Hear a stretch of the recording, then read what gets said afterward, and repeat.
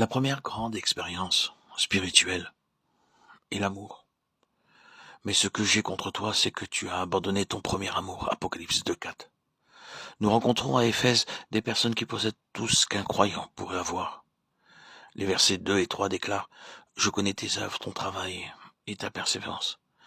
Je sais que tu ne peux supporter les méchants, que tu as éprouvé ceux qui se disent apôtres et qui ne le sont pas, et que tu les as trouvés menteurs, que tu as de la persévérance, que tu as souffert à cause de mon nom, et que tu ne t'es point lassé. 9 qualifications sont mentionnées ici que les premiers croyants professaient extérieurement. Affermis dans la connaissance des Écritures, très zélés, ne tolérant aucune fausse doctrine, patients. Mais le Seigneur déclare: Mais ce que j'ai contre toi, c'est que tu as abandonné ton premier amour. Beaucoup d'entre nous devenons des croyants et personne ne peut remettre en question notre salut ou douter de notre expérience de la nouvelle naissance. Grâce à Dieu, nous sommes nés de nouveau. Personne ne peut remettre en question notre doctrine. Nous sommes si corrects, exacts et convenables, mais il n'y a pas d'amour. En Angleterre, tout est propre, la nourriture est servie sur une belle assiette brillante et il y a beaucoup de couteaux et de fourchettes.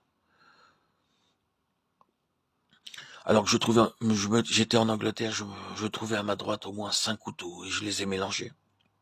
Je ne savais pas avec lequel commencer, bien qu'on m'ait répété plusieurs fois de commencer avec le numéro 1, puis le numéro 2. J'étais tellement nerveux que j'ai utilisé le couteau à pain pour prendre du beurre. Tout est si propre, la table est jolie et convenablement dressée.